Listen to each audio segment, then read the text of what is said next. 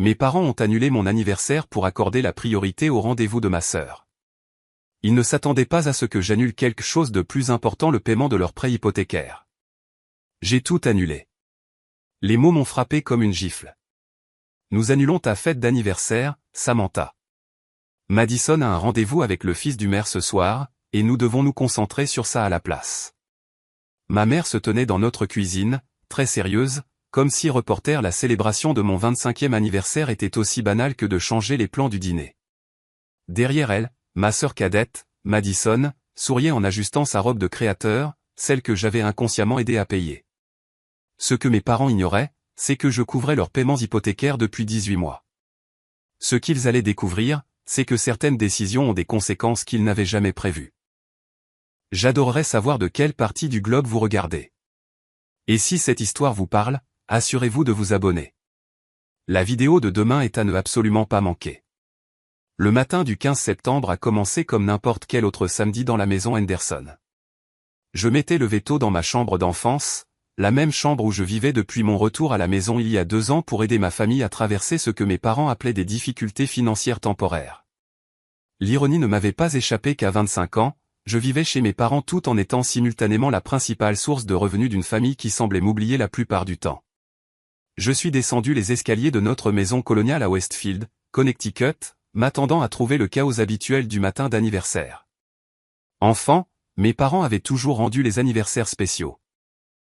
Il y aurait des guirlandes dans mes couleurs préférées, les célèbres crêpes aux pépites de chocolat de ma mère, et cette énergie particulière qui accompagne la célébration d'une personne aimée. Au lieu de cela, j'ai trouvé ma mère, Linda, arrangeant frénétiquement des roses blanches dans des vases en cristal tandis que mon père, Robert, polissait de l'argenterie qui n'avait pas vu le jour depuis des années. « Bonjour, maman », ai-je dit, en me versant du café de la machine coûteuse que je leur avais achetée à Noël dernier. « Les fleurs sont magnifiques. Sont-elles pour ce soir ? » Ma mère a à peine levé les yeux de ses arrangements. « Oh, Samantha. Oui, celles-ci sont pour le dîner de Madison. Nous voulons que tout soit parfait quand Marcus arrivera. » Marcus Wellington III, le fils de 28 ans du maire, qui s'était récemment intéressé à ma sœur de 23 ans. Madison flottait sur un nuage depuis une semaine, depuis qu'il l'avait invité à dîner au country club. Nos parents étaient tout aussi ravis, voyant des opportunités d'ascension sociale dont ils rêvaient depuis des années. « C'est gentil », ai-je répondu, attendant que quelqu'un reconnaisse le jour que c'était.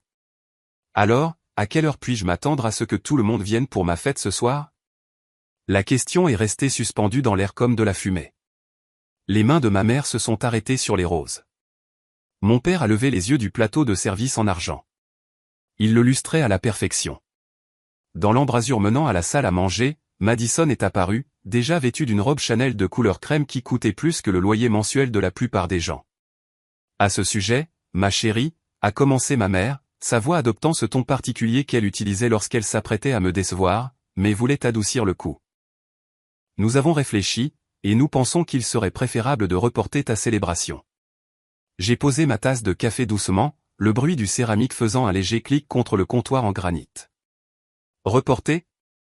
Juste jusqu'à la semaine prochaine, » a ajouté mon père rapidement, comme si un délai d'une semaine rendait la situation plus raisonnable. « Tu comprends, n'est-ce pas ? Le dîner de Madison avec Marcus est incroyablement important. Les Wellington sont des piliers de cette communauté, et si cette relation se développe, il n'avait pas besoin de finir la phrase. J'avais entendu des variations de ce discours toute ma vie. Madison était la belle, la charmante, celle qui allait se marier riche et élever le statut social de la famille. J'étais la pragmatique, la fiable, celle qui travaillait 60 heures par semaine en finance d'entreprise et donnait la majeure partie de mon salaire pour maintenir notre famille à flot. C'est une opportunité unique dans une vie, a poursuivi ma mère, revenant à son arrangement floral avec une vigueur renouvelée. Les Wellington ont invité Madison à se joindre à eux pour dîner au country club, et Marcus veut la ramener ici pour le dessert. Nous avons besoin que la maison soit absolument parfaite. Madison a finalement pris la parole, sa voix portant ce ton doux et innocent qu'il avait sorti d'ennui depuis l'enfance. Je suis sûr que tu comprends, samedi. Tu as toujours été si mature à ce sujet. D'ailleurs, 25 ans n'est pas vraiment un anniversaire marquant, n'est-ce pas? Ce n'est pas comme si tu avais 30 ans ou que tu te mariais ou quoi que ce soit d'important comme ça. La cruauté décontractée de ses paroles était époustouflante. Pas parce qu'elle était intentionnellement malveillante. Madison ne voyait vraiment rien de mal à ce qu'elle disait. Dans son monde, ses besoins avaient toujours eu la priorité et les désirs et sentiments des autres étaient des considérations secondaires. J'ai déjà appelé le traiteur, a ajouté ma mère, scellant l'affaire. Ils apportent tout ici au lieu de la salle de location. Le menu sera plus sophistiqué pour Marcus de toute façon. Je suis resté là, traitant ce que j'entendais. Le traiteur que j'avais payé. La salle de location sur laquelle j'avais versé un acompte. La célébration d'anniversaire que j'attendais avec impatience depuis des semaines, non pas parce que j'avais besoin d'une fête, mais parce qu'elle représentait un jour où je pourrais être le centre d'attention dans une famille qui m'avait négligé la majeure partie de ma vie. Et nos invités ? Ai-je demandé, ma voix remarquablement stable. Tante Carole monte de Philadelphie. Mes amis d'université ont pris des jours de congé. Jenny a même pris l'avion depuis Chicago. Nous appellerons tout le monde, m'a assuré mon père, agitant la main avec dédain. Ils comprendront. La famille passe avant tout, et l'avenir de Madison est en jeu ici. L'avenir de Madison. Toujours l'avenir de Madison. Jamais le mien. Malgré le fait que j'étais celle qui assurait que nous avions un toit au-dessus de nos têtes et de la nourriture sur la table, j'avais passé les 2 dernières années à regarder mes parents faire des choses pour ma sœur tout en me traitant comme un distributeur automatique vivant. Les factures de carte de crédit de Madison, les paiements de voiture de Madison, la garde-robe de créateur de Madison, tous subventionnés par mon salaire pendant qu'elle travaillait à temps partiel dans une boutique. C'était plus un passe-temps qu'une carrière. La maison doit être parfaite, a insisté ma mère à nouveau. Absolument parfaite.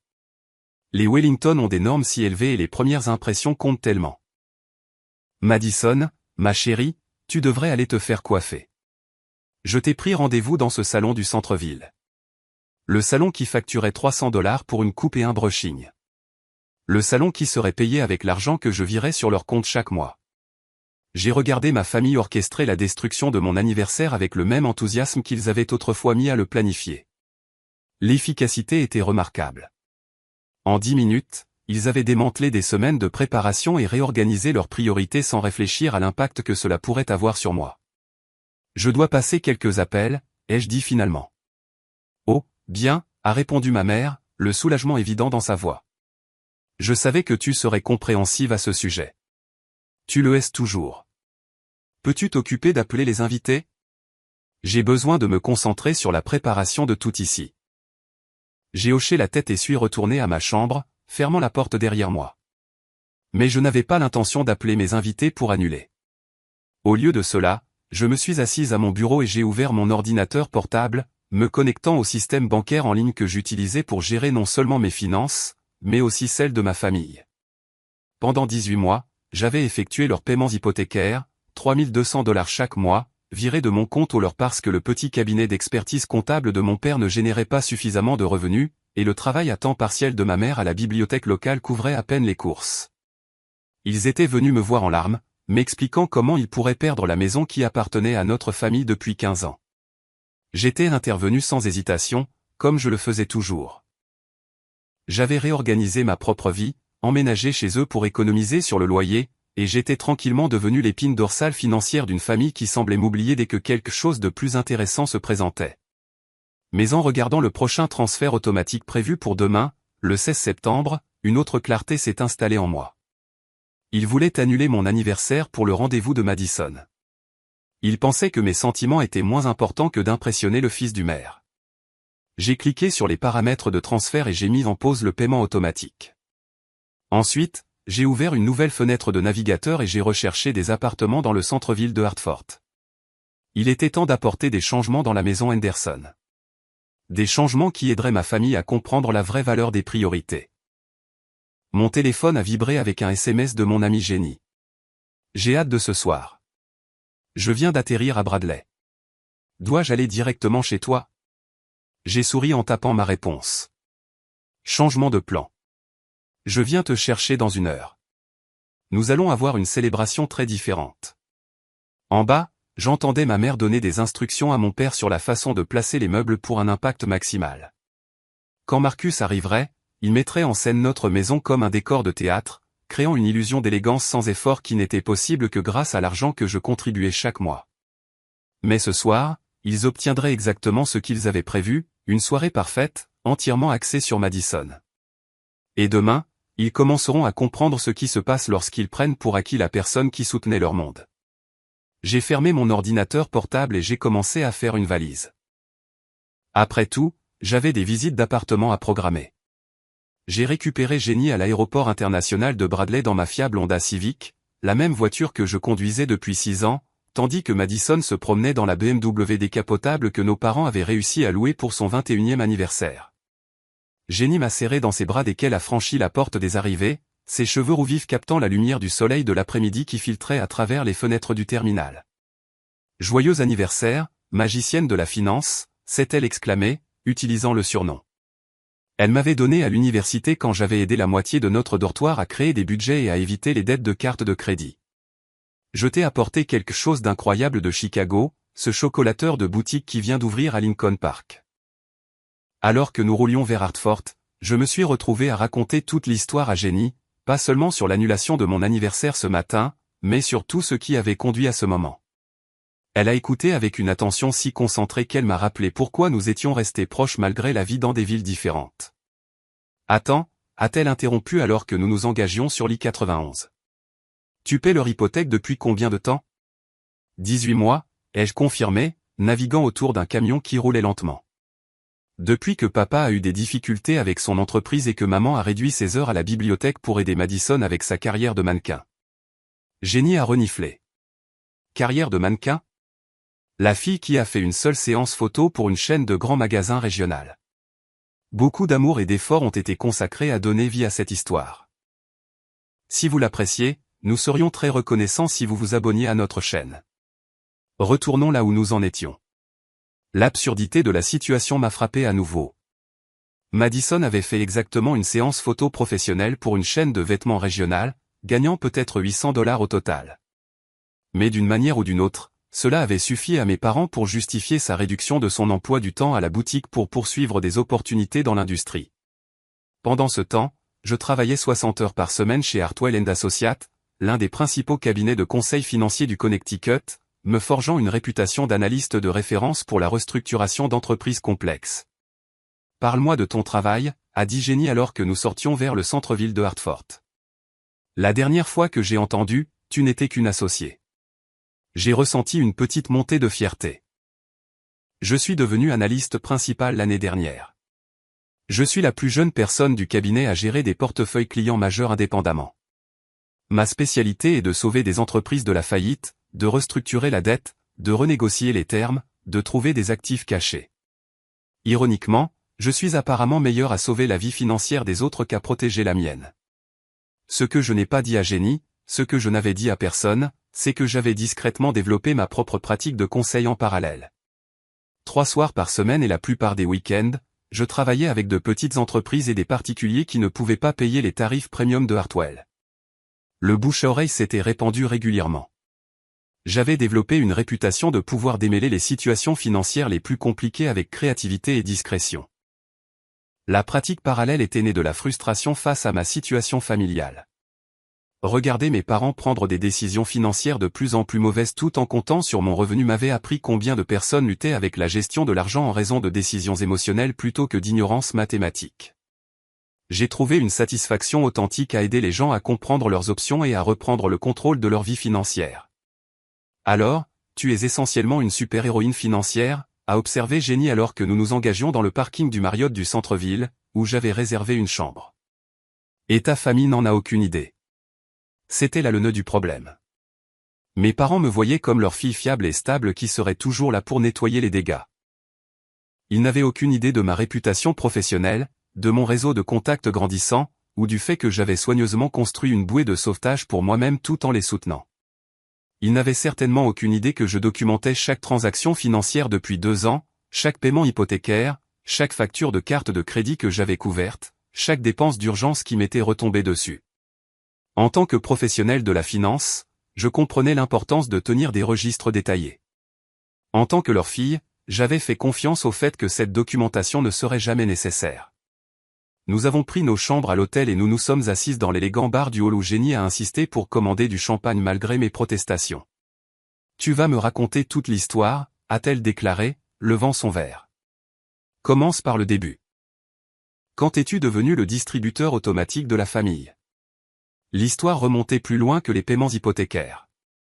Cela avait commencé à l'université en fait, quand Madison avait réussi d'une manière ou d'une autre à épuiser une carte de crédit que nos parents lui avaient donnée uniquement pour les urgences. La carte avait été utilisée pour tout sauf les urgences, des vacances de printemps, des vêtements de créateurs, des dîners coûteux avec des amis. Lorsque les factures sont arrivées, c'est moi qui avais un emploi étudiant et des habitudes de dépenses prudentes. J'avais couvert les paiements minimums jusqu'à ce que Madison puisse trouver une solution. Madison n'a jamais rien trouvé. Le schéma s'est établi tôt. Madison créait le chaos financier par des décisions impulsives. Nos parents paniquaient face aux conséquences et je résolvais tranquillement le problème. Au fil des années, les problèmes s'étaient aggravés et mes solutions plus complexes.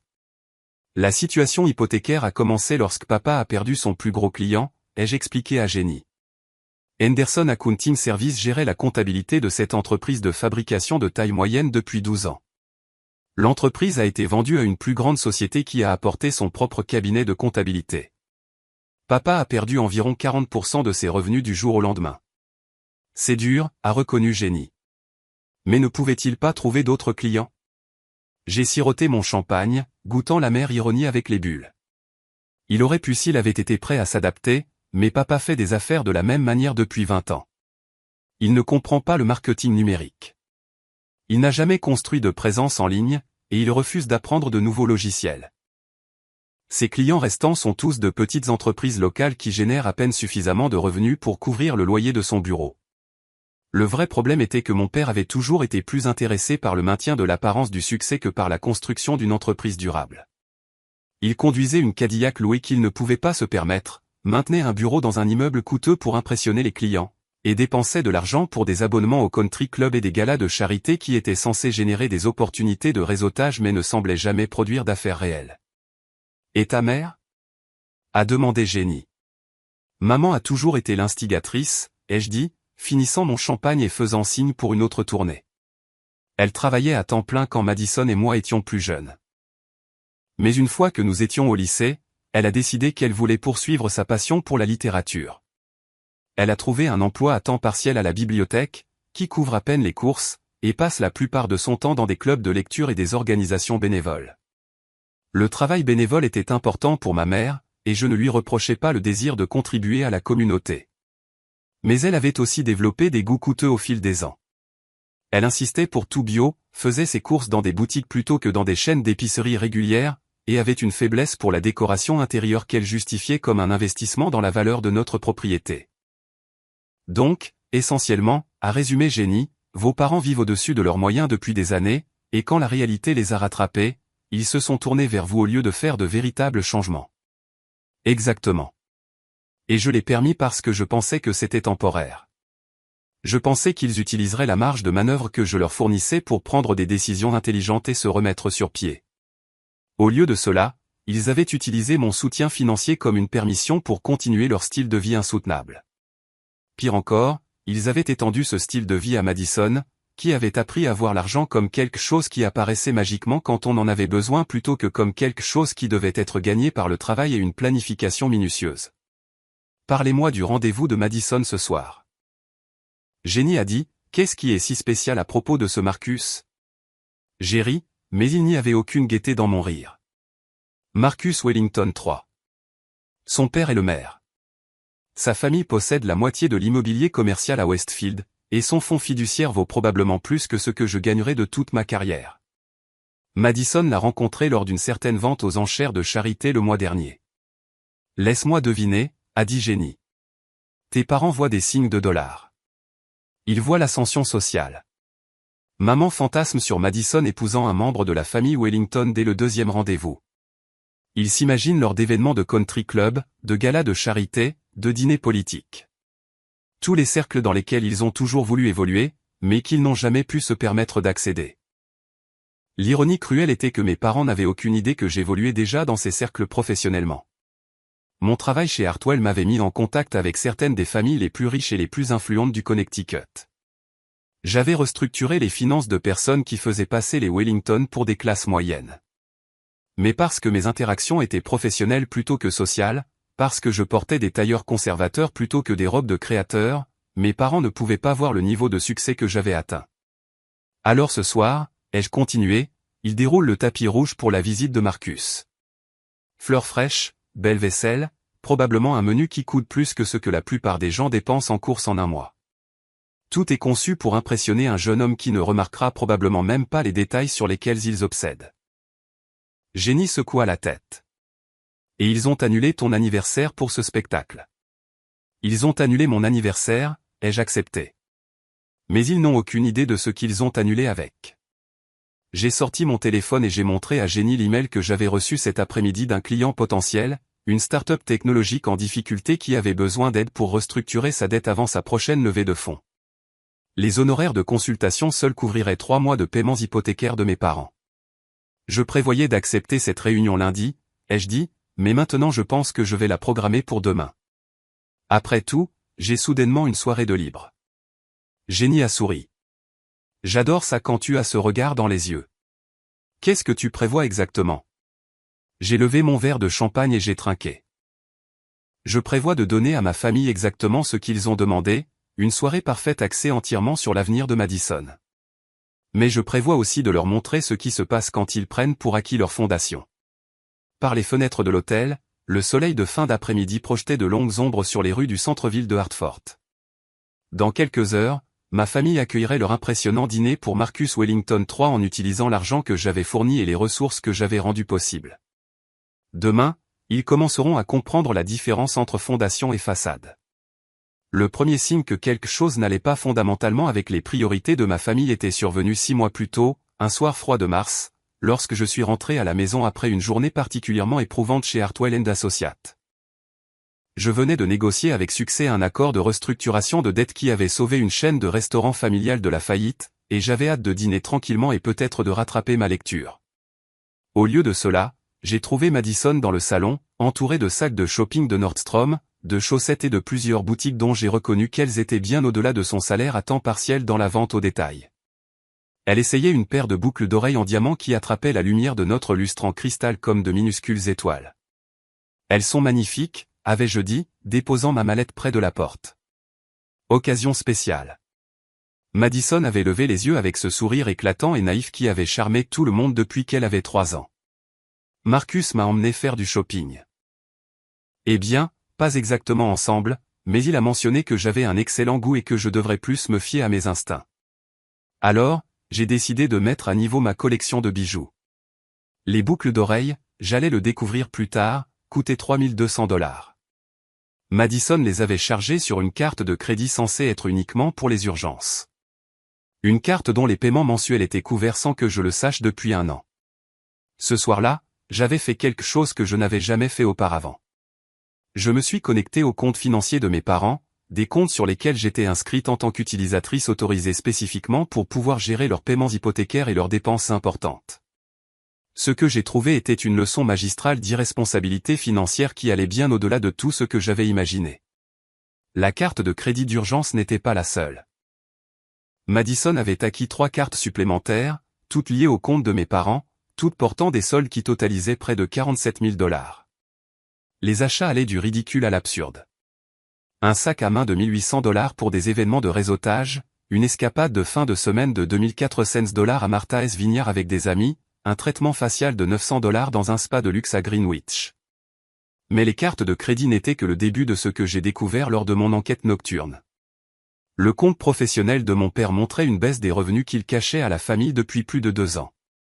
Au lieu de réduire les dépenses ou de trouver de nouveaux clients, il avait pris des avances de fonds et des prêts aux petites entreprises pour maintenir l'illusion de stabilité. Les dépenses de ma mère avaient également considérablement augmenté. Ses petits achats à l'épicerie bio coûtaient 4 cents à 5 cents par semaine. Elle avait rejoint un club de vin coûteux, s'était inscrite à des services de streaming premium, et payait un entraîneur personnel 3 fois par semaine. Chaque dépense était relativement modeste en soi, mais ensemble, elle créait une hémorragie d'argent que mes parents semblaient complètement incapables de reconnaître. La découverte la plus troublante était un dossier que j'avais trouvé dans le bureau à domicile de mon père, intitulé Opportunités d'investissement. À l'intérieur se trouvaient des brochures pour des propriétés en multipropriété, des schémas de crypto-monnaies manifestement frauduleux, et du matériel promotionnel pour une entreprise de marketing à plusieurs niveaux qui vendait des suppléments nutritionnels hors de prix. Mon père avait apparemment investi 12 000 $ dans divers schémas pour s'enrichir rapidement au cours des 18 derniers mois. J'ai passé les 3 semaines suivantes à documenter silencieusement tout. En tant qu'analyste financier, je connaissais l'importance d'avoir des informations complètes avant de prendre des décisions. J'ai créé des feuilles de calcul traquant chaque dépense, chaque paiement, chaque virement. J'ai recherché la vraie valeur de leurs actifs, les termes de leurs prêts, et le calendrier réaliste d'un redressement financier s'ils étaient prêts à apporter des changements sérieux. L'image qui a émergé était dévastatrice. Mes parents ne luttaient pas simplement contre des problèmes de trésorerie temporaire. Ils étaient sur une trajectoire vers la ruine financière complète. Sans mes contributions mensuelles, ils perdraient la maison dans les 6 mois. Avec mes contributions, ils ne faisaient que retarder l'inévitable tout en rendant le crash éventuel encore plus catastrophique. Mais ce qui m'a vraiment ouvert les yeux, c'est la découverte du dossier de planification de carrière de Madison sur l'ordinateur familial. Elle avait créé des présentations élaborées sur ses perspectives de mannequinat, avec des gains projetés qui n'avaient aucun rapport avec la réalité. Elle avait calculé le coût des photos professionnelles, du développement de son portfolio et des déplacements aux auditions à New York et Los Angeles. Le budget total pour sa première année de mannequinat sérieux était de 34 000 $. Elle avait également fait des recherches sur les procédures de chirurgie plastique. Rien de majeur, avait-elle noté de sa belle écriture, juste quelques améliorations mineures pour la rendre plus compétitive dans l'industrie. Les honoraires de consultation seuls coûteraient plus que le salaire mensuel de la plupart des gens.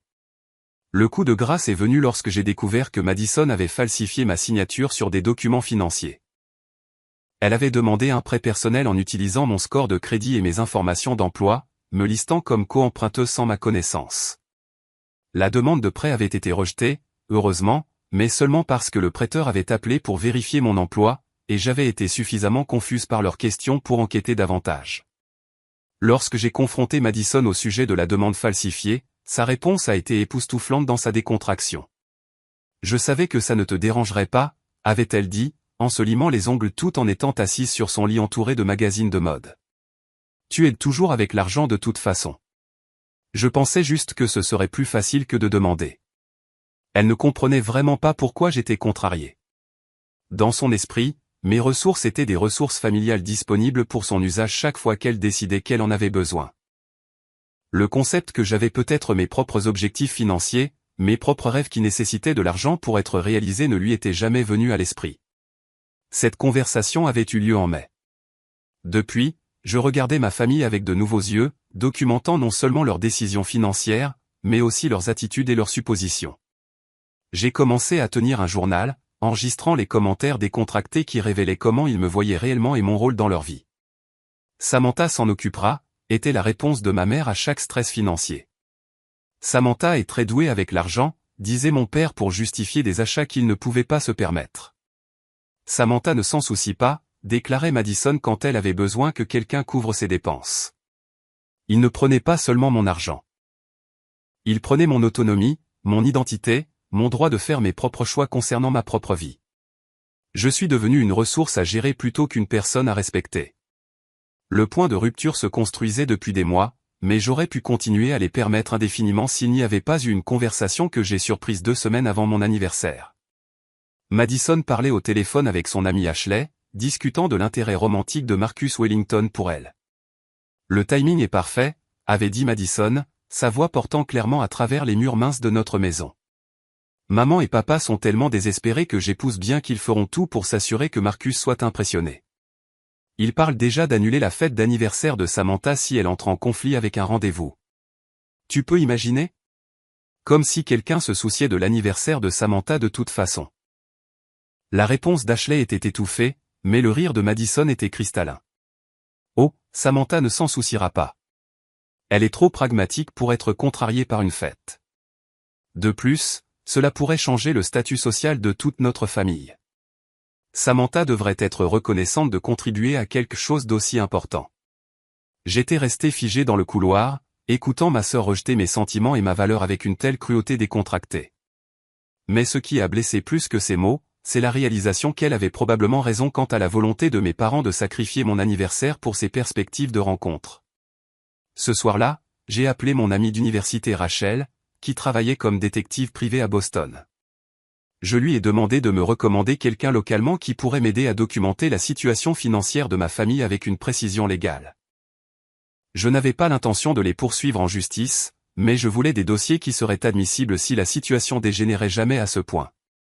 L'enquêteuse, une femme aux yeux perçants nommée Patricia Chen, avait été minutieuse et discrète. En 2 semaines, elle m'avait fourni un rapport complet qui confirmait tout ce que j'avais découvert et révélait plusieurs problèmes supplémentaires que j'avais manqués. Mes parents avaient contracté un 2e prêt hypothécaire sur la maison sans me le dire, utilisant l'argent pour consolider des dettes qui avaient depuis été refaites. Ils avaient également emprunté sur la police d'assurance vie de mon père et étaient en retard sur les paiements à l'IRS. « Votre famille a de sérieux problèmes financiers », m'avait dit Patricia lors de notre dernière rencontre. Mais plus important encore, ils sont dans un profond déni. Ce ne sont pas des gens qui vont changer volontairement leur comportement. Ils vont continuer à dépenser et à emprunter jusqu'à ce que quelque chose les oblige à arrêter. J'ai remercié Patricia pour son travail et j'ai classé son rapport dans mon coffre-fort à domicile avec des copies de tous les documents financiers que j'avais recueillis. Je n'étais pas sûr quand ni comment j'utiliserais l'information, mais je savais qu'il était important d'avoir une image complète de la situation. L'ironie était que j'étais devenue experte dans le sauvetage des finances des autres tout en me laissant exploiter et manipuler par ma propre famille. Je pouvais restructurer des dettes d'entreprise de millions de dollars, mais je ne pouvais pas sembler établir de limites saines avec les personnes qui étaient censées m'aimer le plus. Assise maintenant dans l'hôtel de Hartford avec Jenny, regardant le coucher de soleil sur la ville où j'avais construit ma réputation professionnelle, j'ai finalement compris ce qui devait se passer. Ma famille avait besoin d'apprendre la même leçon que j'enseignais à mes clients d'entreprise. Les conséquences sont la seule chose qui crée un changement durable. Alors, quel est le plan ? A demandé Jenny, remplissant à nouveau nos verres de champagne. J'ai souri, ressentant un sentiment de clarté que je n'avais pas ressenti depuis des années. Demain matin, mes parents découvriront que leur paiement hypothécaire a été rejeté par la banque. Ils vont paniquer. Ils vont m'appeler. Et pour la première fois de ma vie d'adulte, je ne me précipiterai pas pour résoudre leurs problèmes. Et puis nous verrons à quel point les priorités familiales sont vraiment importantes lorsque la fondation commence à s'effriter. Pendant que ma famille se préparait pour le dîner de Madison avec Marcus Wellington III, j'orchestrais quelque chose de bien plus sophistiqué qu'ils n'auraient pu l'imaginer. Jenny et moi avons passé la soirée de samedi dans ma suite d'hôtel, ordinateurs portables ouverts, feuilles de calcul affichées, planifiant ce qui allait essentiellement devenir une masterclass en intervention financière stratégique. Tu y réfléchis depuis un moment, n'est-ce pas ? A observé Jenny, me regardant naviguer à travers plusieurs interfaces bancaires avec une efficacité rodée. Depuis le moment où j'ai trouvé la demande de prêt falsifié de Madison, ai-je admis, en ouvrant une chronologie détaillée que je développais depuis des mois. J'ai réalisé alors que cette situation ne se résoudrait jamais naturellement. Ils avaient besoin de conséquences, pas seulement de conversations. La beauté de mon plan résidait dans sa simplicité et sa légalité. Je ne volais pas d'argent ni ne manipulais des comptes qui appartenaient à quelqu'un d'autre. Je retirais simplement mon propre soutien financier dans une séquence stratégique qui démontrerait exactement à quel point ma famille était devenue dépendante de mes revenus. Le paiement hypothécaire n'était que le début. Au cours des 18 derniers mois, j'avais couvert bien plus que ce que mes parents ne le réalisaient. Leur assurance automobile, leur prime d'assurance maladie, les taxes foncières sur la maison, le paiement de la voiture de Madison, même les frais mensuels pour des services qu'ils considéraient comme essentiels, Netflix, Spotify, le service d'entretien de la pelouse, la femme de ménage qui venait 2 fois par mois. Regarde ça, ai-je dit, montrant à Jenny un tableur qui détaillait chaque dépense que j'avais couverte. Ils pensent que je les aide juste avec l'hypothèque, mais j'ai subventionné tout leur style de vie. Regarde ce qui se passe quand j'arrête. J'avais déjà contacté mon agent d'assurance et retiré les véhicules de mes parents de ma police, avec effet lundi matin. Ils recevraient un avis indiquant que leur couverture avait expiré et qu'ils devraient souscrire une nouvelle assurance immédiatement ou risquer la suspension de leur permis. Le coût serait presque le double de ce qu'ils avaient payé grâce à mon tarif de groupe. Ensuite, je me suis connecté au système de taxes foncières de Westfield. Mes parents pensaient que leur taxe foncière était déduite automatiquement de leur paiement hypothécaire, mais cela n'était plus vrai depuis 6 mois lorsqu'ils avaient refinancé. Je payais les taxes séparément pour éviter les pénalités. Le prochain paiement était dû dans 10 jours, et sans cela, la ville commencerait une procédure de privilège contre la maison. C'est brillant, a dit Jenny, lisant par-dessus mon épaule. Tu ne les blesses pas, tu retires juste tes subventions. Exactement. Ils vont apprendre très vite quel est leur coût de vie réel sans mon soutien financier, et ils devront prendre des décisions très difficiles concernant les priorités. Mais le calendrier du paiement hypothécaire était l'élément le plus crucial de ma stratégie. J'avais délibérément attendu le lendemain du paiement pour annuler le transfert automatique. Cela signifiait que lorsque la banque traiterait le paiement et trouverait des fonds insuffisants sur le compte de mes parents, elle enverrait immédiatement un avis de défaut. Mes parents auraient exactement 10 jours pour régulariser leur compte avant que la banque ne puisse entamer une procédure de saisie immobilière. L'impact psychologique serait dévastateur. Mes parents n'avaient jamais manqué un paiement hypothécaire de leur vie. Ils étaient fiers de leur propriété responsable, de leur bon crédit, de leur statut dans la communauté. Recevoir ce premier avis de défaut briserait leur sentiment de sécurité d'une manière qu'aucune conversation ne pourrait jamais le faire. Et la voiture de Madison ? A demandé Jenny, parcourant mon détail des dépenses. J'ai souri. La BMW décapotable de Madison était financée par un leasing dont j'étais co-signataire et que je payais depuis 2 ans. L'accord de location comprenait des conditions spécifiques concernant l'assurance, l'entretien et l'utilisation. Madison avait violé plusieurs de ces conditions. Elle avait reçu 2 tickets de excès de vitesse qui avaient augmenté les primes d'assurance. Elle avait dépassé la limite kilométrique annuelle, et elle avait causé des dommages mineurs à la portière passager qu'elle n'avait jamais signalé ni réparé. Je ne vais pas annuler le paiement de sa voiture immédiatement, ai-je expliqué. Ce serait trop évident. Au lieu de cela, je vais laisser la société de leasing découvrir les violations. Ils demanderont le paiement immédiat des pénalités et des dommages plus une couverture d'assurance accrue. Le total sera d'environ $8 000, dû dans les 30 jours. Et s'ils ne peuvent pas payer, la voiture sera reprise. Madison devra trouver un moyen de transport alternatif pour ses rendez-vous avec Marcus. J'avais également payé le téléphone portable de Madison, son abonnement à la salle de sport, ses boîtes d'abonnement et son compte Amazon Prime. Chacun de ces éléments serait annulé systématiquement au cours des 2 prochaines semaines, créant une cascade de petits inconvénients qui finiraient par former une image claire de tout ce que j'avais subventionné dans son style de vie. La partie la plus sophistiquée de mon plan impliquait l'entreprise de mon père. Henderson Accounting Service perdait de l'argent, mais mon père avait caché cela aux clients potentiels en maintenant un bail de bureau coûteux et des apparences professionnelles qu'il ne pouvait pas se permettre. Je subventionnais indirectement ses coûts en couvrant ses dépenses personnelles, lui permettant ainsi d'investir ses revenus commerciaux dans le maintien d'une illusion de succès. Grâce à mon réseau professionnel, j'avais appris que plusieurs des clients restants de mon père envisageaient de passer à de plus grands cabinets de comptabilité qui pouvaient fournir des services plus complets. J'avais également découvert que 2 de ses clients étaient en retard sur leur propre paiement, créant des problèmes de trésorerie qu'il avait couverts avec des avances de fonds sur carte de crédit. Je les protégeais des conséquences naturelles de ces décisions commerciales, ai-je dit à Jenny. Il a pu faire de mauvais choix parce qu'il savait que je couvrirais les dépenses du ménage. Une fois que j'aurai arrêté de faire cela, il devra choisir entre maintenir son image de bureau coûteuse et garder un toit au-dessus de la tête de sa famille.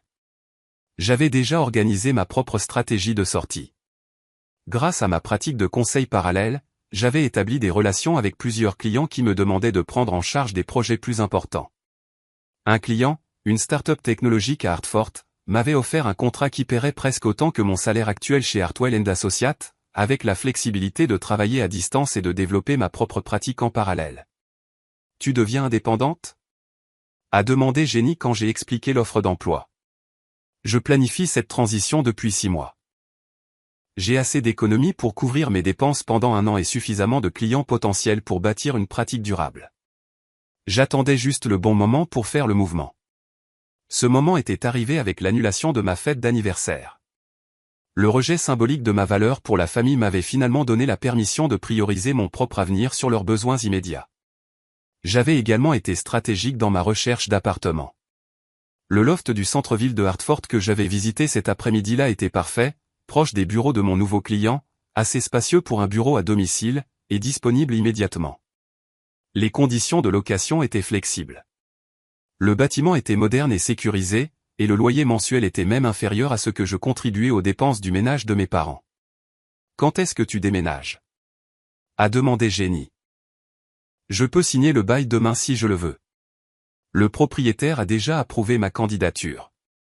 Sur la base de mon score de crédit et de ma vérification d'emploi, je pourrais être complètement déménagé d'ici la semaine prochaine. Le calendrier était crucial. Je voulais être physiquement éloigné de la maison avant que ma famille ne comprenne pleinement ce qui se passait. Je ne voulais pas être présente pour la panique initiale, les supplications, les tentatives de me culpabiliser pour reprendre mon soutien financier. J'avais besoin de distance pour maintenir ma résolution, mais je voulais aussi qu'ils aient le temps de traiter la situation et de faire potentiellement de meilleurs choix. S'ils réagissaient à la crise en réduisant leurs dépenses, en trouvant des revenus supplémentaires et en me traitant avec le respect que je méritais, j'envisagerais de reprendre une assistance financière limitée. S'ils réagissaient par la manipulation, le blâme et les demandes que je sacrifie mon avenir pour leur confort, je saurais qu'une séparation permanente était la seule option saine. Que diriez-vous du dîner de Madison ce soir? A demandé Jenny, me ramenant à la situation immédiate. J'ai regardé ma montre. Il était presque 19 heures. Marcus Wellington III arriverait bientôt chez mes parents, s'attendant à trouver une soirée parfaitement orchestrée conçue pour l'impressionner ainsi que sa famille. Mes parents avaient passé toute la journée à se préparer en utilisant l'argent que j'avais fourni et les ressources que j'avais rendues possibles. Ce soir, ils obtiendront exactement ce qu'ils voulaient, ai-je dit, en fermant mon ordinateur portable avec satisfaction. Une soirée parfaite axée entièrement sur l'avenir de Madison. Demain, ils commenceront à comprendre les conséquences. J'avais même prévu un petit cadeau pour l'occasion. Plus tôt dans l'après-midi, j'avais organisé la livraison d'une bouteille de champagne coûteux à la maison avec une note. Félicitations pour avoir privilégié ce qui compte le plus. Bisous, Samantha. Mes parents l'interpréteraient comme une acceptation gracieuse de leur décision d'annuler mon anniversaire. Ils n'avaient aucune idée que c'était en fait un geste d'adieu. Jenny a levé son verre de champagne en toast. À la planification stratégique et aux conséquences naturelles. Pour enfin me mettre en premier, ai-je répondu, me sentant plus légère que je ne l'avais été depuis des années. Par les fenêtres de mon hôtel, les lumières de Hartford scintillaient comme des étoiles, représentant un avenir qui m'appartenait enfin entièrement de choisir. Le dimanche matin est arrivé avec le bourdonnement discordant de mon téléphone à 6h47. J'étais encore dans la suite de l'hôtel de Hartford, ayant profité d'une nuit de sommeil paisible pour la première fois depuis des mois lorsque la voix paniquée de ma mère a brisé le silence. Samantha, Dieu merci, tu as répondu. Nous avons une urgence. La banque a appelé disant que notre paiement hypothécaire a été rejeté. Il doit y avoir une erreur avec le transfert automatique. Peux-tu vérifier ton compte et arranger ça immédiatement? Je me suis lentement assise, prenant délibérément mon temps avant de répondre. Par la fenêtre de l'hôtel, je pouvais voir le soleil du petit matin projetant de longues ombres sur la ville, peignant tout en lumière dorée. Cela me semblait symbolique. L'aube d'un nouveau chapitre. Bonjour, maman, ai-je dit calmement. Comment était le dîner de Madison hier soir? Le dîner était merveilleux, mais Samantha, c'est sérieux. La banque dit que nous avons 10 jours pour régulariser le compte où ils commenceront une procédure de saisie. Cela doit être une erreur. Tu n'as jamais manqué un paiement. Tu as raison, ai-je répondu, sortant du lit et me dirigeant vers la fenêtre. Je n'ai jamais manqué un paiement, mais je n'ai pas non plus effectué le paiement de ce mois-ci. Le silence qui a suivi était si complet que j'entendais la respiration choquée de ma mère au téléphone. En arrière-plan, je pouvais entendre la voix de mon père poser des questions urgentes auxquelles ma mère ne pouvait pas encore répondre. « Qu'est-ce que tu veux dire, tu n'as pas effectué le paiement ?» a-t-elle finalement murmuré. « Je veux dire exactement cela. J'ai annulé le transfert automatique hier matin.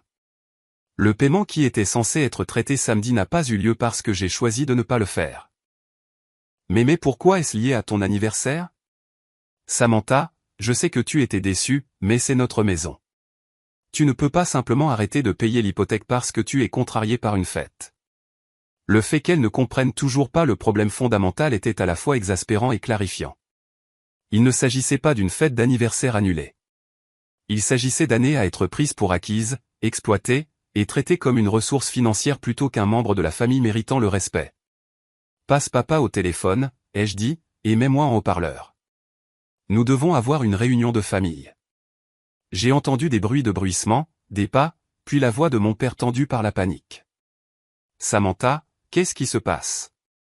Ta mère dit que tu n'as pas effectué le paiement hypothécaire. Ça ne peut pas être vrai. C'est complètement vrai, papa. J'ai aussi annulé ton assurance automobile, qui expire demain. Les taxes foncières sont dues dans 9 jours, et je ne les paierai pas non plus. La location de voiture de Madison présente des violations qui doivent être résolues immédiatement, et son service de téléphonie mobile sera déconnecté mardi. L'explosion de voix fut immédiate et superposée. Ma mère demandait comment j'osais leur faire ça. Mon père exigeait des explications et je pouvais entendre Madison en arrière-plan pleurer à propos de son téléphone et de sa voiture. Le chaos était exactement ce que j'avais anticipé. Mais l'expérience était étrangement libératrice plutôt qu'ennuyeuse. Laissez-moi vous expliquer quelque chose à tous, ai-je dit, élevant la voix pour percer leur panique. Pendant les 18 derniers mois, j'ai couvert environ 4 800 $ par mois de vos dépenses. Cela comprend l'hypothèque, l'assurance, les taxes, et divers autres coûts que vous avez soit oubliés, soit que vous n'avez jamais réalisé que je gérais. 4 800 $, a répété mon père, la voix faible. Chaque mois, j'ai des registres détaillés de chaque paiement, de chaque virement, de chaque facture que j'ai couverte. J'ai également la documentation des 47 000 $ supplémentaires de dettes de carte de crédit que Madison a accumulées, les investissements commerciaux ratés que tu as faits, papa, et les prêts que tu as contractés sur la maison sans me le dire. J'ai entendu Madison halter. Comment es-tu au courant de mes cartes de crédit? Parce que je suis listée comme utilisatrice autorisée sur les comptes où les factures sont payées. Parce que je suis analyste financière et que je remarque quand 3 boucles d'oreilles en diamant à 200 $ apparaissent sur les relevés. Parce que j'ai subventionné tout votre style de vie pendant que vous prétendiez que j'aidais juste occasionnellement. La voix de ma mère tremblait maintenant. Samantha, même si tu es en colère contre nous, tu ne peux pas simplement arrêter de payer l'hypothèque. Nous allons perdre la maison. Tu risques de perdre la maison. J'ai accepté. Cela dépend entièrement des choix que vous ferez au cours des 10 prochains jours. Vous pourriez prendre un deuxième emploi, vendre certains des achats coûteux de Madison, contracter un prêt, ou demander de l'aide à vos nouveaux amis fortunés. Vous avez des options. Vous n'avez tout simplement jamais eu besoin de les explorer parce que j'ai permis vos mauvaises décisions financières. C'est fou. La voix de Madison est sortie clairement au téléphone. Maintenant, tu es vindicative et cruelle. Tout ça parce que nous avons reporté ta stupide fête d'anniversaire. Le mépris décontracté de mes sentiments, même au milieu d'une crise financière, était exactement la confirmation dont j'avais besoin que je prenais la bonne décision. Madison, ai-je dit, ma voix mortellement calme. Ta voiture sera reprise dans les 30 jours, à moins que quelqu'un ne paie 8 000 $ de pénalité pour les dommages que tu as causés et les conditions que tu as violées. Tes cartes de crédit sont épuisées sur des comptes pour lesquels j'ai payé les soldes minimums. Ton téléphone, ton abonnement à la salle de sport, tes boîtes d'abonnement, tout est annulé. Le fonds de carrière de mannequin que tu as construit avec l'argent des autres, ça s'arrête aujourd'hui. Tu ne peux pas me faire ça. Marcus me ramène à dîner au country club la semaine prochaine. J'ai besoin de ma voiture. J'ai besoin de mon téléphone. Alors tu devras trouver comment les payer toi-même ou demander de l'aide à Marcus ou prendre un Uber. Tu as le choix, Madison. Tu n'as juste jamais eu à les faire avant. Mon père a essayé une approche différente. Samantha, je comprends que tu sois en colère, mais soyons raisonnables ici. Nous pouvons discuter des changements à nos arrangements, peut-être mettre en place une structure de prêt formel avec des paiements d'intérêt, mais tu ne peux pas nous couper l'herbe sous le pied sans avertissement. Sans avertissement, j'ai ri. Mais il n'y avait aucune gaieté dans mon rire. Papa, je t'avertis depuis 2 ans. Chaque fois que j'ai suggéré que tu trouves de nouveaux clients au lieu de dépendre de mon soutien. Chaque fois que j'ai recommandé à Madison de trouver un vrai travail au lieu de poursuivre des carrières fantaisistes. Chaque fois que j'ai souligné que tes dépenses étaient insoutenables. Tu as ignoré tous les avertissements parce qu'il était plus facile de prendre mon argent que de faire des changements difficiles. Je pouvais entendre leurs discussions entre eux, essayant de trouver comment gérer cette crise. L'ironie était parfaite. Ils avaient enfin la conversation urgente de planification financière qu'ils auraient dû avoir pendant des années. Que veux-tu de nous? A demandé ma mère finalement. Je veux que vous appreniez à résoudre vos propres problèmes. Je veux que Madison comprenne que les actions ont des conséquences. Je veux que papa rende son entreprise rentable ou trouve un emploi qui couvre ses dépenses. Je veux que vous tous me traitiez comme un membre de la famille au lieu d'un distributeur automatique. Et si nous le faisons, tu recommenceras à aider, a demandé mon père avec espoir. Peut-être. Ou peut-être que je déciderai qu'il est temps pour moi de me concentrer sur mon propre avenir au lieu de vous sauver constamment du vôtre. J'ai accepté un nouveau travail, papa. Je déménage à Hartford et je lance ma propre pratique de conseil pour la première fois de ma vie d'adulte. Je vais privilégier mes propres objectifs. Le silence qui a suivi était lourd de choc. Il n'avait jamais envisagé la possibilité que j'ai mes propres ambitions, ma propre vie à construire. Dans leur esprit, j'existais principalement pour soutenir leurs rêves et nettoyer leurs erreurs. Tu déménages, a murmuré ma mère. Je passe à autre chose, ai-je corrigé. Il y a une différence. Vous pouvez me joindre à ce numéro si vous avez besoin de discuter de questions vraiment importantes. Mais l'ère où je résolvais tous les problèmes et couvrais toutes les dépenses est terminée. Samantha, s'il te plaît, a dit Madison, sa voix maintenant désespérée plutôt qu'en colère. Je suis censé voir Marcus à nouveau la semaine prochaine. Je ne peux pas me présenter dans la vieille Honda de papa. Que vais-je lui dire? Tu pourrais lui dire la vérité. Je lui ai suggéré que ta famille vivait au-dessus de ses moyens et que tu apprenais à être plus responsable. Ou tu pourrais lui demander de venir te chercher ou tu pourrais prendre un Uber. Tu as des choix, Madison. Tu n'as juste jamais eu à les faire avant. Mon père s'est éclairci la gorge. Et le paiement hypothécaire? Même si nous acceptons tout le reste, nous avons besoin de temps pour régler cela. Peux-tu simplement couvrir ce mois-ci pendant que nous faisons des arrangements? Non, ai-je dit simplement, vous avez 10 jours pour régulariser le compte. Vous avez les mêmes options que toute autre famille en crise financière. Vous pouvez demander de l'aide à des parents, contracter un prêt personnel, vendre des biens, ou trouver des revenus supplémentaires. La seule chose que vous ne pouvez pas faire est de vous attendre à ce que je continue à permettre vos choix irresponsables. Je pouvais entendre des pleurs maintenant, les larmes de ma mère. Les sanglots de frustration de Madison. Mais j'ai aussi entendu autre chose. La voix de mon père, calme et réfléchie, alors qu'il commençait à discuter de solutions concrètes avec ma mère. Pour la première fois depuis des années, il parlait de réduire les dépenses au lieu de trouver des moyens d'augmenter leurs revenus grâce à mes contributions. Je vous aime tous, ai-je dit, le pensant malgré tout. Mais je ne sacrifierai plus mon avenir pour votre confort. Vous avez 10 jours pour régler l'hypothèque. Tout le reste sera résolu à mesure que vous pourrez le gérer. J'ai confiance que vous trouverez un moyen. Vous n'avez juste jamais eu à essayer avant. J'ai mis fin à l'appel et j'ai immédiatement éteint mon téléphone. Par la fenêtre de l'hôtel, Hartford était maintenant complètement éveillé, animé par l'activité du dimanche matin. Des gens faisaient du jogging le long des rives de la rivière.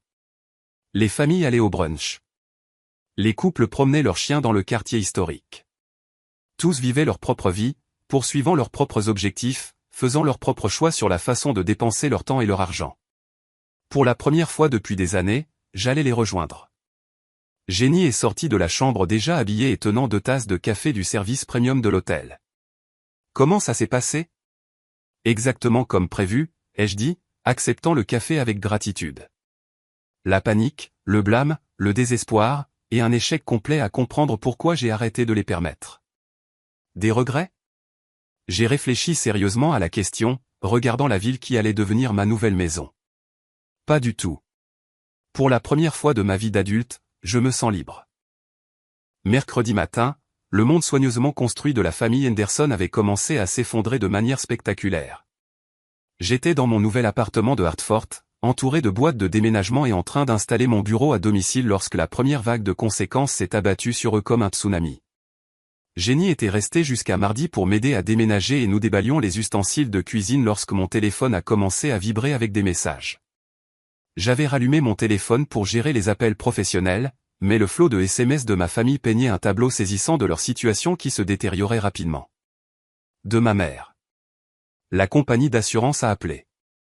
Les voitures ne sont pas couvertes. Je ne peux pas conduire Madison au travail. J'ai besoin d'aide immédiatement. De mon père. La banque veut $3 470 pour régulariser l'hypothèque plus les frais de retard. Je n'ai pas ça. Qu'est-ce qu'on fait? De Madison. Mon téléphone a été coupé en plein appel avec Marcus. C'est humiliant. Arrangez ça maintenant. Mais le message le plus révélateur est venu du partenaire commercial de mon père, Tony Richie, qui m'avait appelé directement. Tony et mon père dirigeaient Henderson & Richie Accounting ensemble depuis 3 ans, bien que je n'ai jamais été tout à fait clair sur ce que Tony contribuait réellement au partenariat. Samantha, a dit Tony lorsque j'ai rappelé, j'ai besoin de vous parler de la situation financière de votre père. Il a emprunté de l'argent sur le compte de l'entreprise pour couvrir ses dépenses personnelles. Et maintenant, nous ne pouvons pas payer la paie de nos employés. C'était une nouvelle pour moi. Combien a-t-il emprunté ? 18 000 $ au cours des 6 derniers mois. Il n'arrêtait pas de dire que c'était temporaire, que sa fille aidait aux finances de la famille et qu'il rembourserait bientôt. Mais maintenant, il dit que tu l'as coupé. Et franchement, l'entreprise ne peut pas survivre à un tel drain. J'ai ressenti un frisson de réalisation. Mon père n'avait pas seulement mal géré ses finances personnelles. Il avait volé à son entreprise pour maintenir son style de vie, utilisant mes paiements hypothécaires comme justification de son vol. Tony, je n'avais aucune idée de tout cela. Mon père ne m'a jamais dit qu'il prenait de l'argent à l'entreprise. Eh bien, il doit le rembourser immédiatement, sinon je vais devoir dissoudre le partenariat et signaler les fonds manquants. J'ai 3 employés qui dépendent de leur salaire, et je ne les laisserai pas souffrir parce que Robert ne peut pas gérer ses dépenses personnelles. Après avoir raccroché avec Tony, je me suis assise dans mon nouveau salon, regardant le paysage urbain de Hartford, essayant de traiter l'étendue totale de la tromperie de mon père. Ce n'est pas seulement qu'il avait été irresponsable avec l'argent. Il avait été activement malhonnête avec son partenaire commercial, ses employés et sa famille. Mon téléphone a sonné à nouveau. Cette fois, c'était Marcus Wellington III lui-même. Madame Henderson. Sa voix était polie mais confuse. C'est Marcus Wellington. Je crois que j'ai fréquenté votre sœur Madison. Oui, je sais qui vous êtes, ai-je répondu. Curieuse de savoir pourquoi il m'appellerait directement. J'appelle parce que Madison m'a demandé de vous contacter au sujet de difficultés financières. Votre famille en connaît. Elle semble penser que vous pourriez aider à résoudre certains problèmes avec sa voiture et son service téléphonique. J'ai failli rire de l'audace. Madison avait effectivement demandé à son nouveau petit ami de m'appeler et de demander une aide financière en son nom. Marcus, j'apprécie votre appel, mais les problèmes financiers de Madison sont sa responsabilité de les résoudre. Je ne suis plus impliqué dans la gestion des dépenses de ma famille. Il y a eu une pause. Je vois. Madison m'a donné l'impression que c'était une sorte de malentendu temporaire entre frères et sœurs. Elle a dit, tu étais juste contrarié par une fête d'anniversaire. Madison a tendance à minimiser des situations complexes. La réalité est que ma famille vit au-dessus de ses moyens depuis des années et j'ai décidé d'arrêter d'encourager ce comportement. Ah, le ton de Marcus a changé, devenant plus réfléchi. Cela met les choses dans une perspective différente. Madison a mentionné que sa famille était financièrement bien établie. Je suppose que ce n'est pas tout à fait exact. J'ai choisi mes mots avec soin. Je pense que vous devriez demander à Madison d'être plus honnête avec vous sur sa situation réelle. C'est une personne adorable, mais elle n'a jamais eu à faire face à de véritables responsabilités financières. Après notre conversation, j'ai ressenti un mélange de satisfaction et de sympathie. Marcus Wellington III ne cherchait pas une œuvre de charité. Il cherchait un partenaire égal d'une famille stable et prospère. Les tromperies de Madison allaient se retourner contre elle d'une manière qu'elle n'avait pas pu anticiper. Le prochain appel est venu de ma tante Carole de Philadelphie qui était venue pour ma fête d'anniversaire annulée et qui restait maintenant avec mes parents pour aider à gérer la crise. Samantha, a dit Carole, sa voix tendue par le stress. Je dois que tu comprennes ce qui se passe ici. Tes parents sont en pleine panique. Ta mère n'a pas arrêté de pleurer depuis dimanche. Ton père parle de déclarer faillite. Madison s'est enfermée dans sa chambre et ne veut pas sortir. Et les solutions ? Ai-je demandé. Prennent-ils des mesures pratiques pour résoudre leurs problèmes ? Ton père est allé dans 3 banques différentes pour essayer d'obtenir un prêt personnel, mais son crédit est apparemment bien pire que ce que quiconque ne l'imaginait. Ta mère a appelé toutes les personnes qu'elle connaît pour demander de l'argent, ce qui a été humiliant pour elle. Madison a postulé à 6 emplois à temps plein hier. C'était un progrès, en fait. Pour la première fois depuis des années, ma famille était confrontée à la réalité et prenait des mesures concrètes pour résoudre ces problèmes au lieu de s'attendre à ce que je m'en charge. Carole, ils font exactement ce qu'ils devraient faire. Ce sont les étapes qu'ils auraient dû franchir il y a des années au lieu de compter sur mes revenus. Mais Samantha, ils pourraient perdre la maison, votre maison d'enfance. C'est possible, ai-je accepté. Il est également possible qu'ils trouvent un moyen de la sauver. Mais quoi qu'il en soit, ce ne sera pas parce que j'ai sacrifié mon avenir pour permettre leur mauvaise décision. Carole fut silencieuse un moment. Je dois demander, es-tu vraiment prête à les laisser tout perdre? C'était une question juste et que j'avais débattue depuis dimanche. Je suis prête à les laisser faire face aux conséquences naturelles de leur choix. S'ils perdent la maison, ils peuvent louer quelque chose de plus petit et de plus abordable. Si Madison perd sa voiture, elle peut prendre les transports en commun ou économiser pour quelque chose qu'elle peut réellement se permettre. Si papa perd son entreprise, il peut trouver un emploi qui lui procure un revenu stable. Et s'ils te détestent pour ça, alors je saurai que leur amour était conditionnel à ma volonté de me ruiner pour leur confort. Ce soir-là, j'ai reçu un visiteur inattendu. Madison est apparue à mon immeuble d'appartement, l'air négligé et désespéré. Le concierge a appelé pour demander si je voulais la voir, et après un moment d'hésitation, j'ai accepté. Elle avait l'air terrible. Ses cheveux, d'habitude parfaits, étaient non lavés et tirés en queue de cheval désordonnée. Elle portait un jean et un t-shirt froissé au lieu de ses tenues de créateur habituelles. Plus révélateur, elle avait visiblement pleuré. « Puis-je monter » a-t-elle demandé quand je l'ai rencontrée dans le hall. Bien sûr. Nous avons pris l'ascenseur jusqu'à mon étage en silence. Quand nous sommes arrivés à mon appartement, Madison a regardé autour d'elle avec une surprise évidente dans l'espace moderne et sophistiqué que j'avais choisi pour moi. « C'est vraiment sympa », a-t-elle dit doucement. « Merci. J'économisais pour mon propre endroit depuis longtemps. » Nous nous sommes assises dans mon salon, et pendant plusieurs minutes, aucun de nous n'a parlé. Finalement, Madison a rompu le silence. « Marcus m'a quitté aujourd'hui. J'ai ressenti une pointe de sympathie malgré tout. Je suis désolé. Que s'est-il passé? Il a dit qu'il n'appréciait pas d'avoir été trompé sur la situation financière de notre famille. Apparemment, lorsque ses parents ont découvert que notre maison risquait d'être saisie, ils lui ont dit qu'il devrait fréquenter quelqu'un d'un milieu plus stable. » La voix de Madison était plate, vaincue d'une manière que je n'avais jamais entendue auparavant. Il avait raison de me quitter. Je l'ai trompé. J'ai prétendu être quelqu'un que je ne suis pas depuis si longtemps que j'ai oublié qui je suis réellement. Ce n'était pas la conversation à laquelle je m'attendais avec ma sœur. Madison, tu as 23 ans. Tu as le temps de découvrir qui tu veux être. Mais je ne sais pas être responsable. Je ne sais pas vivre selon mes moyens. Je n'ai jamais eu à essayer. Elle m'a regardé avec quelque chose qui ressemblait au respect pour la première fois depuis des années. Comment as-tu appris tout ça? Comment gères-tu l'argent et planifies-tu pour l'avenir et tu as l'air si facile? Ce n'est pas facile, lui ai-je dit. Honnêtement, cela demande de la discipline et des sacrifices et des choix sur ce qui est vraiment important, mais c'est aussi incroyablement libérateur de savoir que tu peux prendre soin de toi. Madison a hoché la tête lentement. J'ai postulé pour un emploi à temps plein dans une entreprise de marketing aujourd'hui. Le salaire n'est que de 32 000 $, mais ils ont dit que si je travaille dur, je pourrais progresser assez rapidement. C'est un bon début. J'ai également listé tous mes vêtements et bijoux de créateurs sur des sites de consignation. La femme du magasin a dit que je pourrais probablement obtenir environ 15 000 $ pour tout, peut-être plus. J'ai ressenti une vague de fierté pour ma sœur. C'était exactement les types de décisions difficiles mais nécessaires qu'elle devait prendre. Et maman et papa? Ai-je demandé. L'expression de Madison s'est assombrie.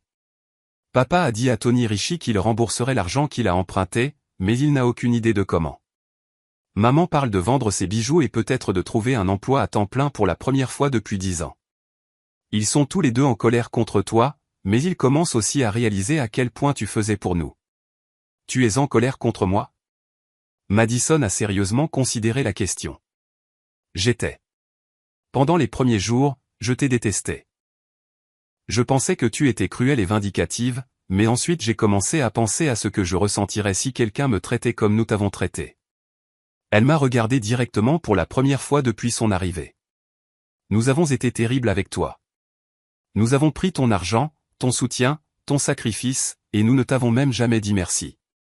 Nous l'avons simplement considéré comme acquis, comme si c'était quelque chose que nous méritions au lieu de quelque chose que tu avais choisi de nous donner. C'était la chose la plus honnête et mature que j'ai jamais entendue de ma sœur. Je ne te déteste pas, Madison. Je ne l'ai jamais fait. Je ne pouvais tout simplement pas continuer à permettre un comportement qui nous blessait tous. Je sais. Elle s'est levée pour partir. Je ne sais pas si maman et papa comprendront jamais vraiment ce qu'ils ont fait de mal, mais je vais essayer de faire mieux, en commençant par payer mes propres factures et en nettoyant mes propres désordres. Après son départ, je me suis assise dans mon appartement, ressentant quelque chose que je n'avais pas ressenti depuis des années. L'espoir pour l'avenir de ma famille.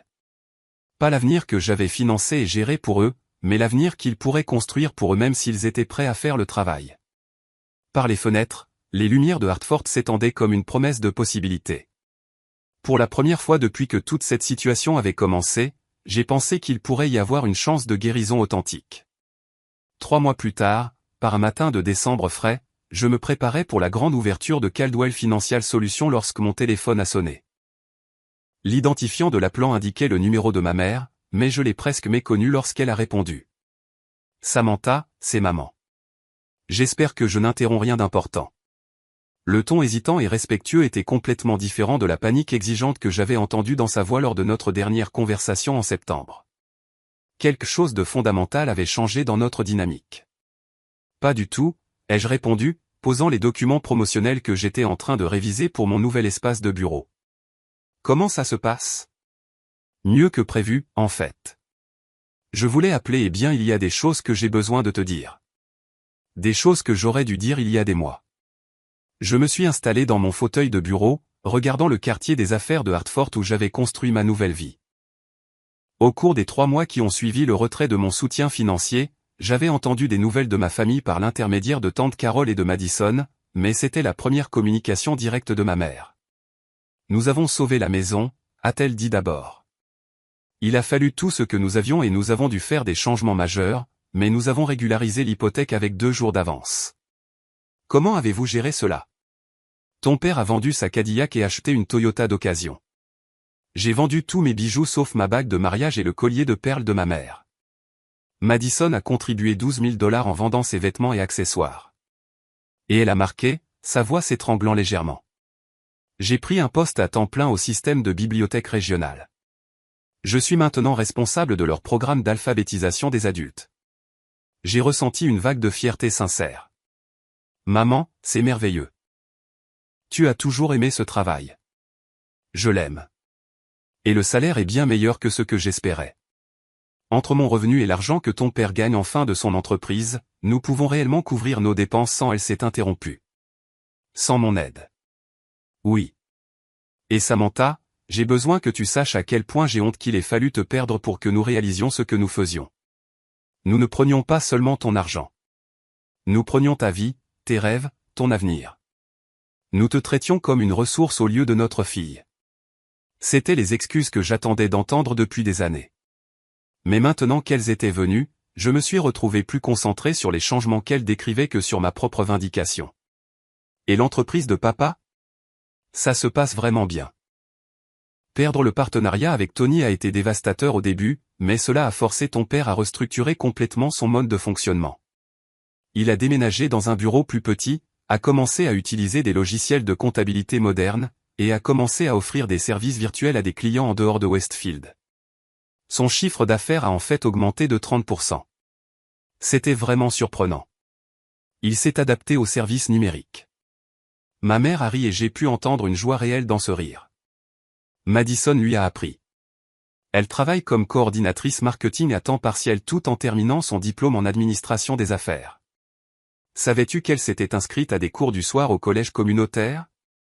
Je ne le savais pas. Qu'est-ce qu'elle étudie?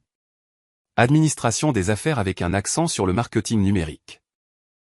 Elle dit qu'elle veut comprendre comment fonctionne réellement l'argent au lieu de simplement le dépenser. Elle a complètement changé Samantha. Elle travaille 40 heures par semaine dans cette entreprise de marketing, va à l'école 3 soirs par semaine, et elle économise de l'argent pour la première fois de sa vie. La transformation semblait presque trop spectaculaire pour être crue, mais la voix de ma mère portait conviction. Elle sort avec quelqu'un de nouveau, a poursuivi ma mère. Un enseignant qu'elle a rencontré dans l'un de ses cours d'affaires. Il conduit une Honda de 10 ans et vit dans un petit appartement. Et Madison dit qu'elle n'a jamais été plus heureuse. Elle m'a dit que Marcus Wellington était attiré par ce que représentait notre famille, mais David aime qui elle est réellement.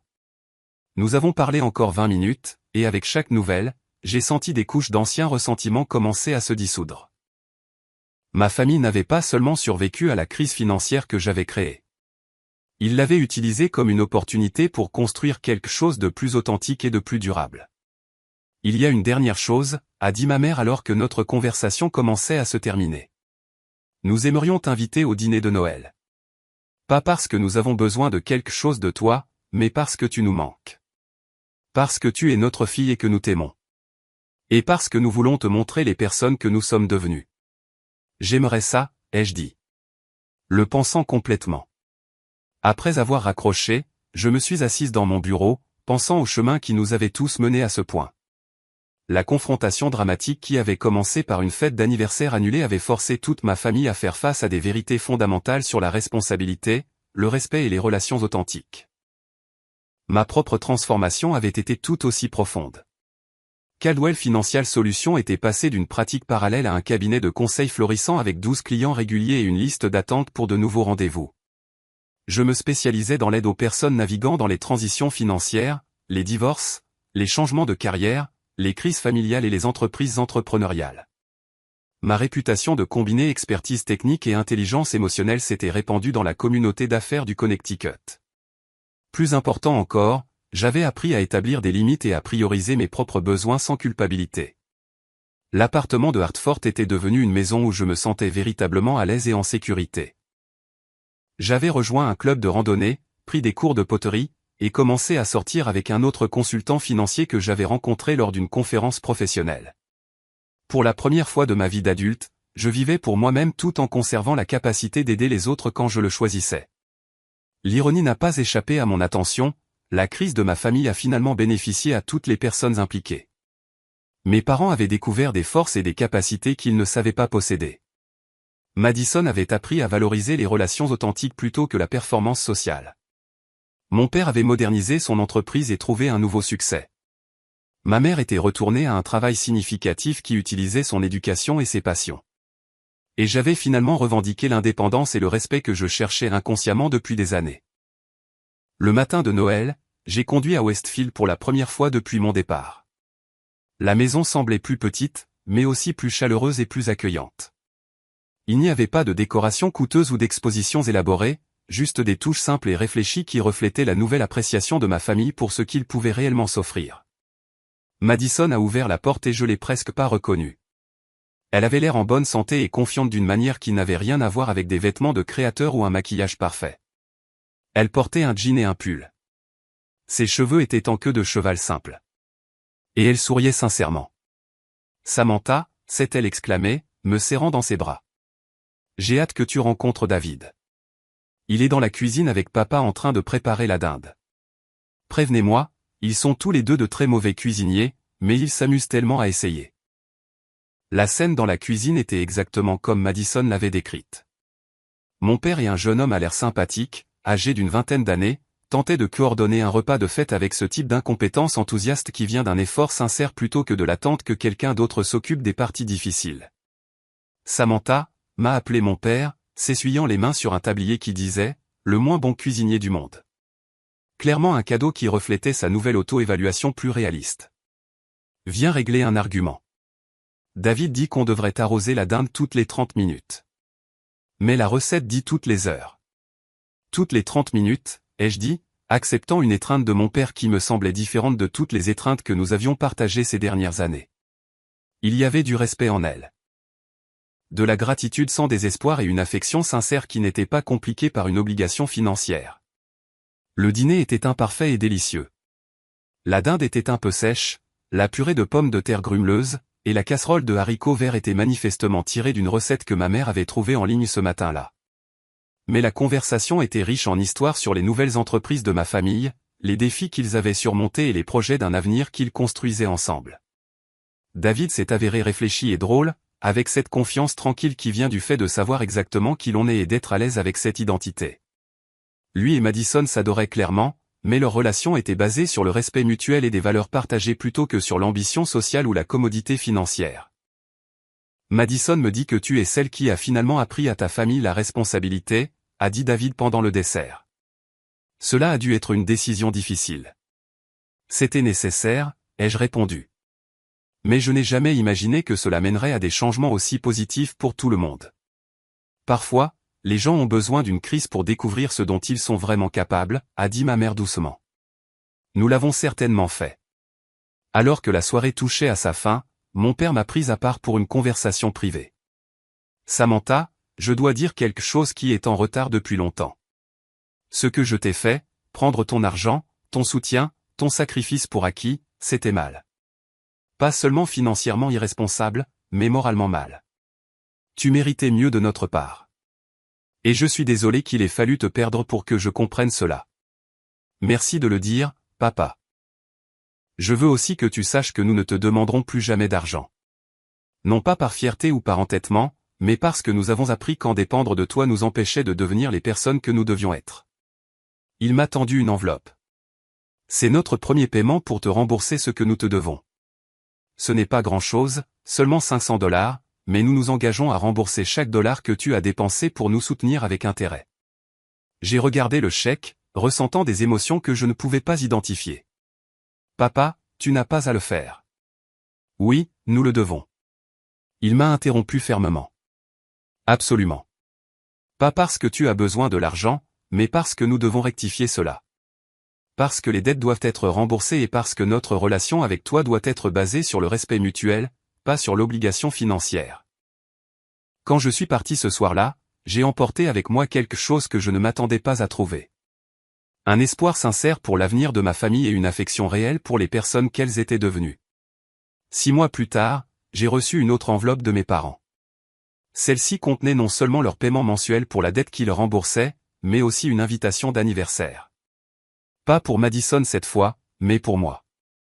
Nous aimerions te faire une vraie fête d'anniversaire, avait écrit ma mère. Rien d'élaboré ou de cher, juste la famille et les amis célébrant quelqu'un que nous aimons et respectons. Si tu acceptes de nous faire confiance pour l'organiser. J'ai souri, pensant à quel point nous avions tous voyagé depuis ce matin de septembre où mon anniversaire avait été annulé pour le rendez-vous de Madison.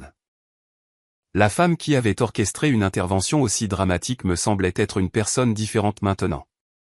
Quelqu'un qui avait été piégé par ses propres schémas d'aveuglement et qui avait eu besoin de se libérer autant que sa famille avait eu besoin d'apprendre l'indépendance.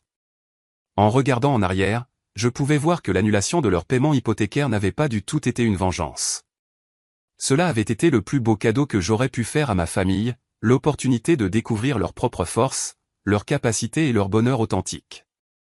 Et dans le processus, je m'étais donné le plus beau cadeau de tous, une vie qui était enfin complètement mienne. Vous cherchez plus? Nous avons 2 histoires incroyables prêtes pour vous à l'écran. Si celle-ci vous a touché, elles valent absolument votre temps. Cliquez pour les regarder maintenant. Et, abonnez-vous et appuyez sur la cloche pour ne jamais manquer nos dernières vidéos.